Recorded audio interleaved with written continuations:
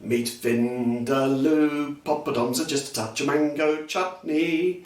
So you probably won't hear that piece again without thinking about those words, because I can't.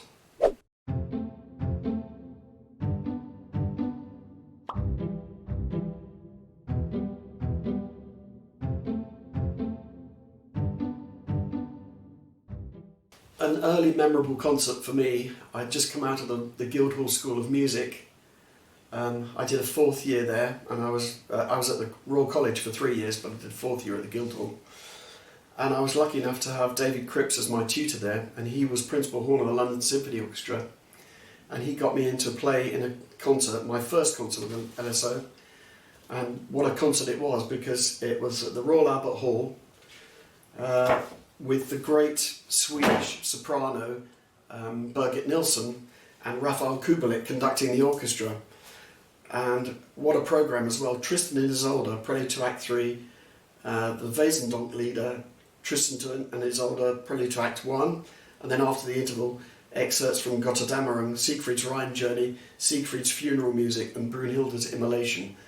I remember being absolutely blown away by this concert and sitting there in awe of the orchestra and also her incredible singing.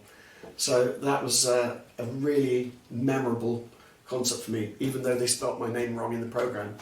But you can't have everything.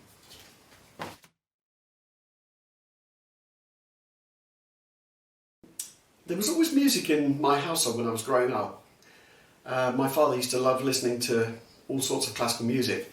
Some of his favourites were Dvorak symphonies. This is one that he used to play all the time. Number 4 in D minor. Not very well known, this one, but I used to love it, and so did he. And we loved these recordings by Istvan Kertész and the London Symphony Orchestra. And I particularly liked number 7 because it had some fantastic horn playing by Barry Tuckle, so that really stood out in my mind.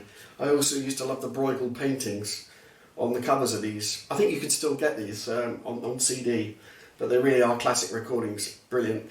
But the piece that I suppose brought me to classical music was, and funnily enough by a roundabout way, because it was used as the incidental music to this recording of Treasure Island.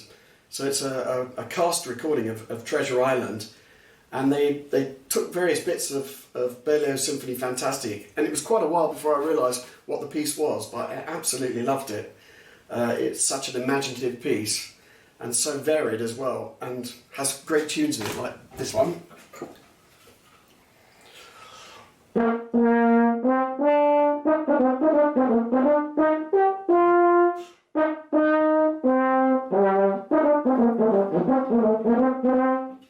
So I used to love that piece in particular. And I don't know if you know, but musicians have words for all sorts of tunes, and that one has a set of words that go with it, and it goes, Meat vindaloo, poppadoms are just a touch of mango chutney. So you probably won't hear that piece again without thinking about those words, because I can't.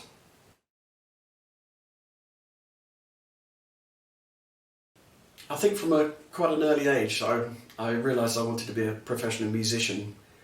I suppose it started when I became a member of Brighton Youth Orchestra and played all these fantastic orchestral works. I thought, this is something I really would love to do. So I think I joined them when I was about 11 or 12.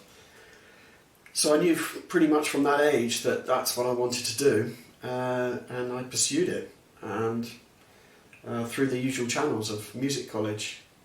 And I loved, my father loved the French horn. It was him that got me interested in it, and I just loved the beautiful tunes that it could play. So yeah, I'll play you one now, which is one of my favourites, and I won't tell you what it is, but I'm sure you might recognise it.